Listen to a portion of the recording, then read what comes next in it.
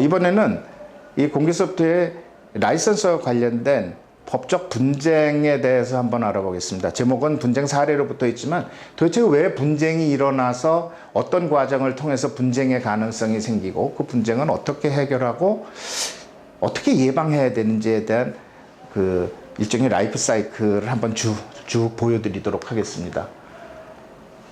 공개 소프트웨어 관련해서 법적 분쟁이 일어나는 진짜 이유는 아까 먼저 강의에서도 말씀드렸던 것처럼 일반 비공개 소프트웨어에 비해서 공개 소프트웨어 제품들이 라이선스상 기술적 문제나 법률적 문제에 대해서 공급자나 개발자가 면책 조항이 들어있기 때문에 그렇습니다. 기본적으로 기술적으로 제품의 품질이라든가 그 품질에 관련된 하자담보 책임이나 보안 책임 같은 것들을 나는 지지 않는다. 선언하지 않더라도 라이선스에 선언하지 않더라도 소스 코드를 공개하면서 그 일반적인 개발자 이용자 사이에서는 그 부분에 대해서 책임을 지지 않는 것으로 다 인식이 되어 있습니다.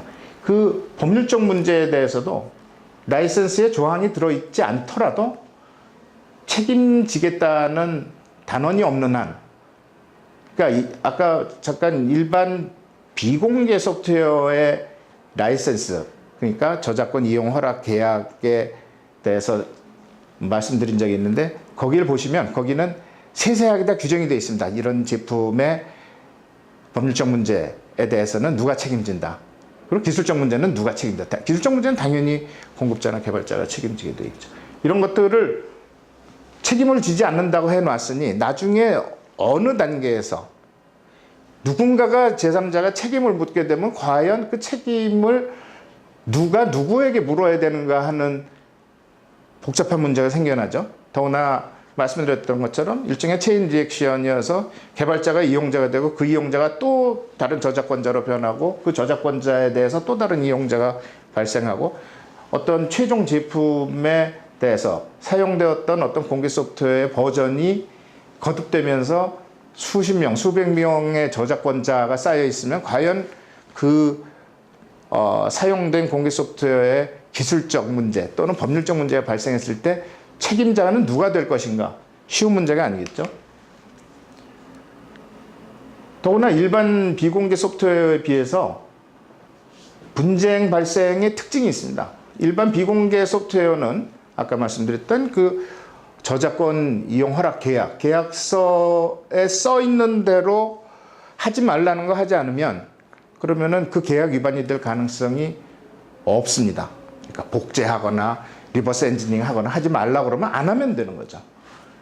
근데 공개 소프트웨어의 경우에는 라이선스의 조항도 간단하고 라이선스에서 그 라이선스 내용에서 뭘 하지 말라고 하는 것들이 몇 가지 선언적인 의미로만 담겨 있고 다른 보다 더 널리 예상할 수 있는 법률적인 문제들에 대해서는 아무 규정도 해놓고 있지 않단 말이죠. 그러니까 결국은 소스 코드가 공개되어 있는 특정 공개 소프트웨어들을 가져다가 계속 제품 개발하고 그 제품을 기반으로 해서 또 새로운 제품이 개발되고 최종 제품의 입장에서 다시 과거를 되돌려 보면 과연 이 최종 제품이 그동안에 거쳐온 과정에서 라이선스를 다 준수했는지 안 했는지를 일목요연에 파악할 방법이 없습니다. 정상적인 관계에서는.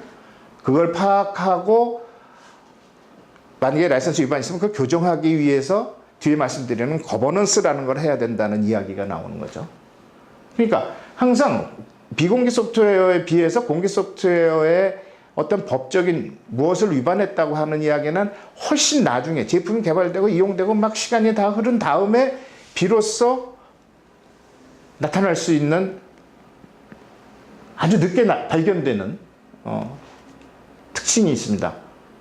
더군다나 그 최종 제품이 특정 발주자나 수요자에게 공급돼서 그 안에서만 사용되고 있으면 바깥에서 확인할 길이 없으니까 사실상 위반됐더라도 발견할 가능성이 거의 없죠. 근데 일반 시장에서 대중에게 퍼져나간 제품이나 아니면 그 소프트웨어 자체거나 이런 것들이 펼쳐지고 나면 소스 코드 오픈되어 있고 누구나 발견할 수 있습니다.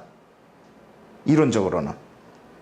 그러니까 똑같은 공개 소프트웨어를 하더라도 SI의 영역에서는 오히려 발견 가능성이 없기 때문에 이 라이센스 위반에 대한 문제에 대해서 둔감해질 수밖에 없고, 사실상 한국에서 SI 중심으로 이루어졌던 소프트웨어 개발 때문에 이 공개 소프트웨어를 그렇게 많이 사용하면서도 거기에 대한 거버넌스 체제가 갖추어지지 않는 배경이 되었지 않았나. 만약에 대중품으로 많이 나갔으면은 미국처럼 공개 소프트웨어 거버넌스가 기본이 되었을 텐데, 뭐 이런 생각을 한번 해봅니다.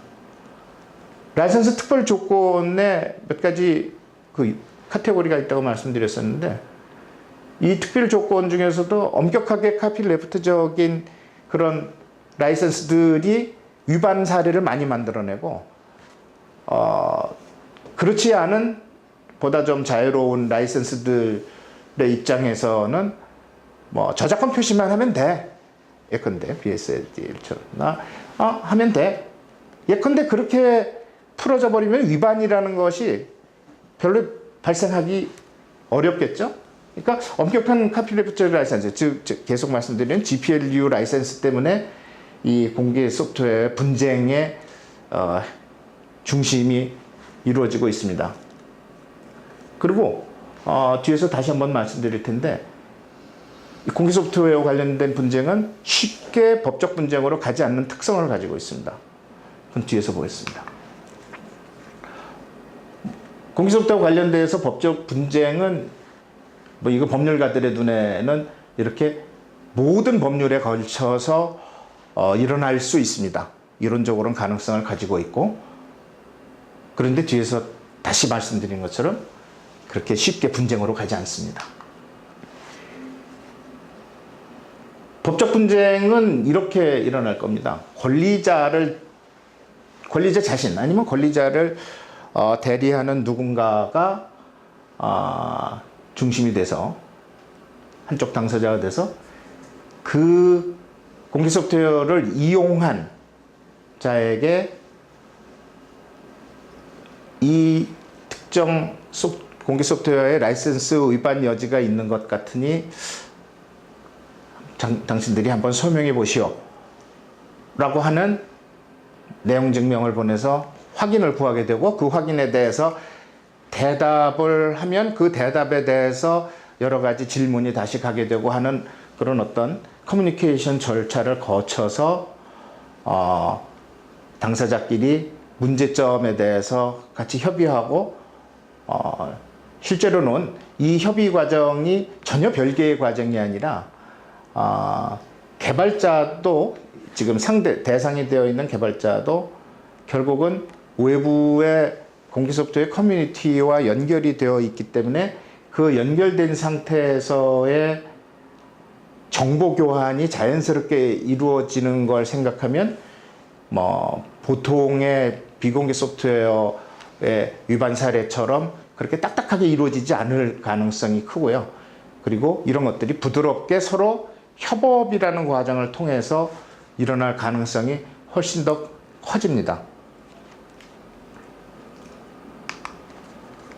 그럼에도 불구하고 뒤에서 보시는 것처럼 몇몇 법적 분쟁의 사례가 발생합니다. 왜냐하면 그는 서로 대화가 이루어지면서 협력 관계에서도 의견의 차이가 있는 것을 법원에 가서 한번 확인을 구해보고자 하는 측면에서 나타나는 것들도 있고, 보다 더 근본적으로는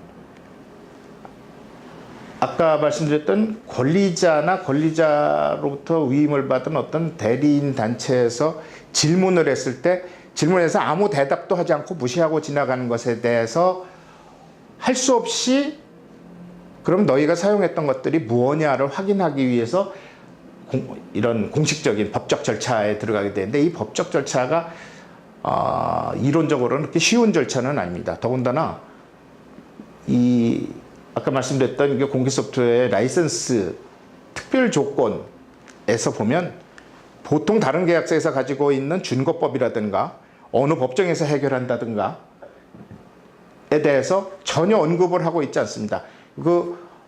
일부 라이선스들이 언급하고 이 법정에 대해서 언급하고 있는 것들은 있는데, 뭐 예를 들어서 미국의 캘리포니아 법원에서 해결하도록 한다. 그럼 과연 그 라이선스를 전 세계적으로 쓰고 있는데 이 법정에 관한 이 규정이 강행할 수 있는 규정이냐? 그러니까 법률 전문가들 사이에서는 이건 무효인 조항이다. 해외에서는.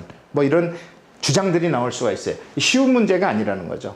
그래서 뭐 뒤에서 다시 말씀드린 것처럼 이 공개 소프트웨어의 법적 분쟁은 지금까지는 적어도 한 나라 안에서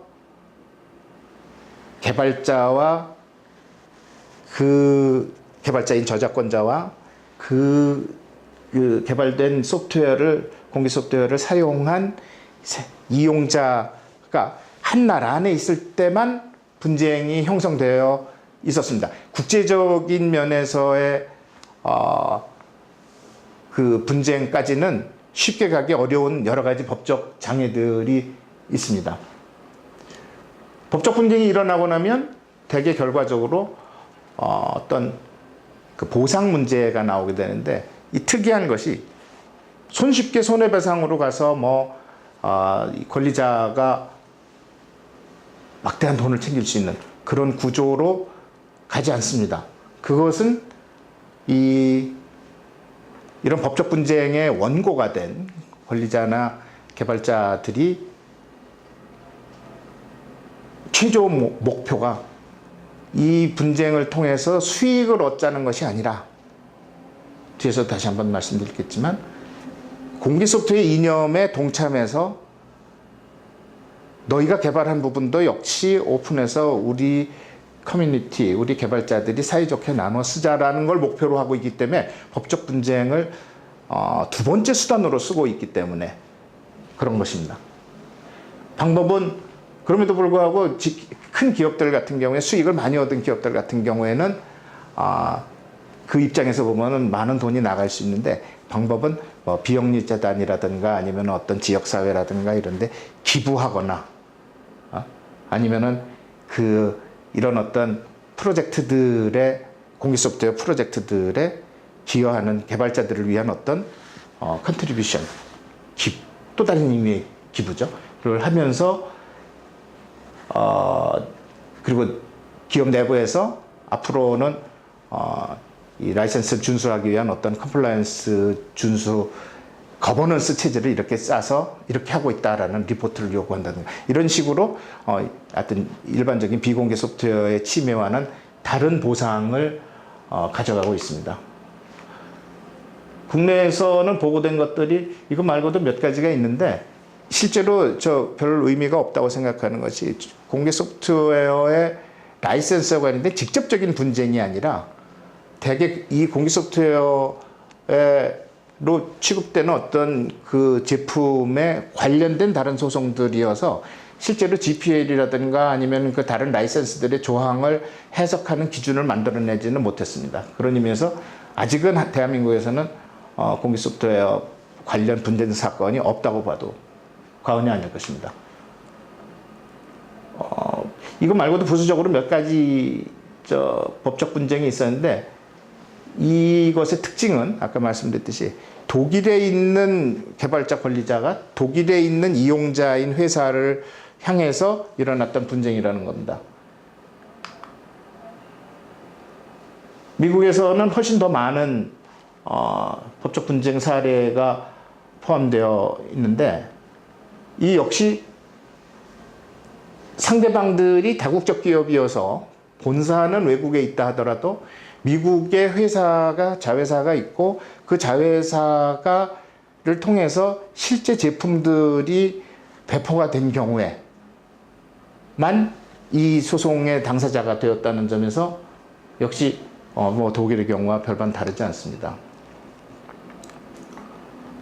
말씀드렸다시피 지금 현재 법적 분쟁이 많이 일어나지 않고 있는 이유, 위반은 많은 것 같은데 일어나지 않고 있는 이유는, 이 국내 개발자가 국내 이용자에 대해서, 그건 소송의 구조를 만들어내는 것이 가장 용이한 상태, 국제적인 분쟁을 해결하기에는 아직 뭔가 법적 장벽이 많은 상태. 그런 것이 이유가 될 수도 있고, 아까 말씀드렸듯이 이 개발자 단체 자체가, 개발자나 개발자의 대리인 단체 자체가 소송을 통해서 어떤 달성하려고 하는 목적이 자기들이 가지고 있는 어떤 공개 소프트웨어의 이념에 동참하도록 하는 그런 목표를 가지고 있기 때문이기도 하고, 또한 한편으로는 2015년에 문제되었던 것처럼 이런 어떤 이 공개 소프트웨어 라이선스 분쟁을 통해서 특히 공식적으로 법원을 통하지 않고 뒤에서 협상을 통해서 막대한 부를 챙기려고 하는 이런 저작권 트롤 역할을 하는, 뭐 패트릭 맥카디가 대표적인 예인데, 그런 현상이 일어나면서 더욱더 이 국제적으로 이 공개 소프트웨어의 중심을 이루고 있는 단체나 재단들이